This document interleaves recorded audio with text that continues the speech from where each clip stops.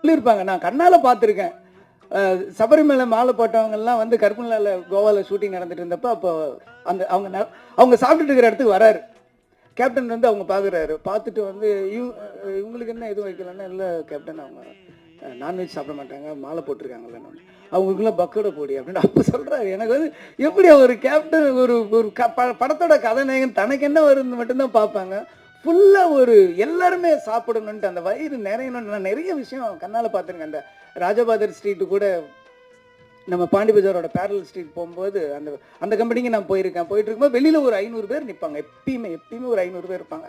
அப்போ கேப்டன் அவர்கள் வந்து அவர் கையால் அந்த பாக்கெட்டு சாப்பாடை கொடுப்பாரு. அதை நான் பார்த்துருக்கேன், எங்கனால பார்த்துருக்கேன். அந்த பக்கம் இருக்கிற மீடியேட்டர்ஸ் எல்லாருக்குமே அது ஒரு ஹப் மாதிரி இருக்கும்.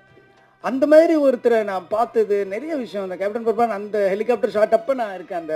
அந்த டைமில் நான் கீழே இருந்தேன். அப்போ அதே மாதிரி சொன்னாங்க, டூப் போட்டு